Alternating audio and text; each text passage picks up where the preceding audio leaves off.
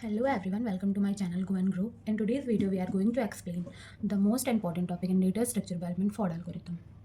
So first of all, I'm explaining what is Bellman-Ford algorithm. तो basically हम इससे single source shortest path find करते हैं. ये तो सबको पता ही होगा कि सिंगल सोर्स शॉर्टेस्ट पाथ होता क्या है. सिंगल सोर्स शॉर्टेस्ट पाथ में ये होता है कि जो भी हमारा सोर्स नोड होता है वहाँ से जो भी हमारा वर्टेक्स होता है उसके बीच हम एक शॉर्टेस्ट पाथ फाइंड करते हैं. बेसिकली दो वे होते हैं फाइंड करने के सिंगल सोर्स शॉर्टेस्ट पाथ. पहला होता है डिजकिस्ट्रा और दूसरा होता है बेलमैन-फोर्ड एल्गोरिथम. तो मैंने प्रीवियस वीडियो में डिजकिस्ट्रा एक्सप्लेन कर दिया है. अगर आपने नहीं देखा है तो please go and watch and then I am explaining what is Bellman Ford algorithm.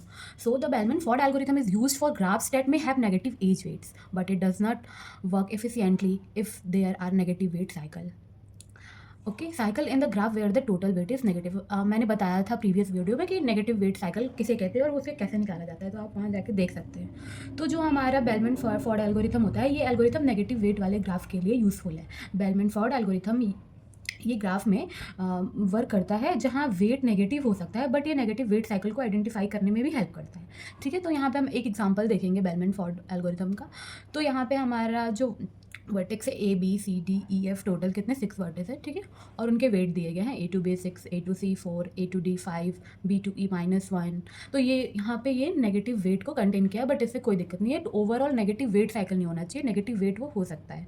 B to सी 2 है, सी से ई 3 है, सी से डी -2 है, डी से एफ -1 है और ई से एफ 3 है.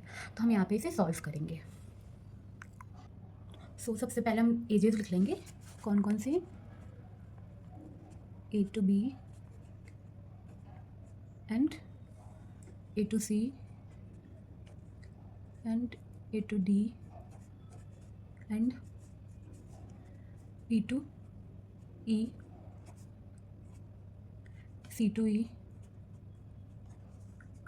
D to C, D to F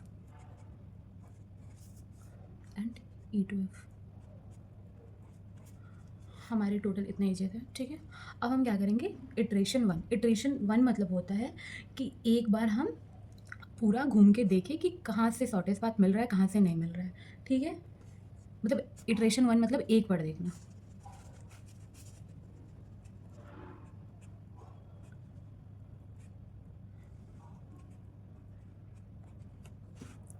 तो हम यहाँ पे देखेंगे, हमें ये हमारा सोर्स नोड है जो हम 0 मान लेंगे, बाकी सारे हमारे इन्फिनाइट हो जाएंगे. ठीक है, अब हम देखेंगे ए टू बी का वेट कितना है? 6 है. तो ये हमारा क्या हो जाएगा? इनफाइनाइट से हट के 6 हो जाएगा. ए टू सी का वेट क्या है? 4 है, तो ये क्या हो जाएगा? 4 हो जाएगा. ए टू डी का वेट क्या है? 5 है, तो ये इनफाइनाइट से हट के 5 हो जाएगा. ठीक है, अब हम देखेंगे बी टू ई का, तो -1 है, तो यहाँ पे -1 हो जाएगा. सी टू ई का क्या है? 3 है. ठीक है, तो यहाँ से बी टू ई का -1 हो रहा है और सी से ई का हो रहा है 3. तो सबसे छोटा तो -1 हुआ ना, तो हम -1 ही रहने देंगे, हम 3 नहीं लिखेंगे वहाँ. ई टू एफ का देखेंगे तो 3 है, तो यहाँ पे हम क्या लिखेंगे? 3. हम डी टू एफ देखेंगे तो डी टू एफ क्या है? -1, तो हम 3 हटा के -1 लिखेंगे क्योंकि -1 सबसे छोटा है. ठीक है, ये हमारा इटरेशन 1 हो गया. अब हम देखेंगे, कंप्लीट लिख देंगे क्योंकि ये कंप्लीट हो चुका है. अब हम देखेंगे इटरेशन 2.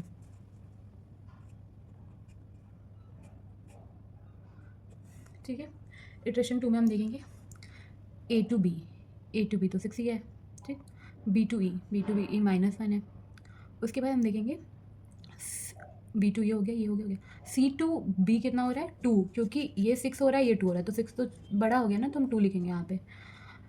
ये -1 ठीक है. ई से एफ 3, -1 यहाँ तो सही है.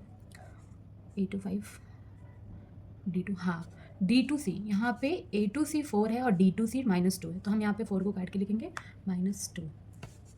ठीक है, ये भी क्या हो गया? कंप्लीट हो गया. हम जाएंगे इटरेशन 3 पे.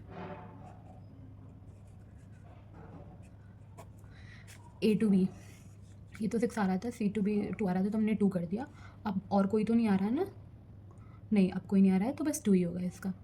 B to E -1, C to E 3, तो -1 छोटा है तो -1 लिए. ठीक है, 3 डी टू एफ -1, हम -1 लिए क्योंकि सबसे छोटा है. ए टू एफ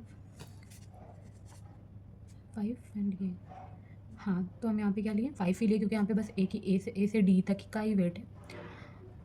डी टू सी -2 -2 तो यहाँ पे हमारा कोई चेंजेस नहीं हो रहा है, तो हम क्या यहाँ पे करेंगे, लिखेंगे नो चेंजेस फर्दर एग्जिट, मतलब अब ये यहाँ पे ख़त्म हो जाएगा, इसका सोल्यूशन यही होगा।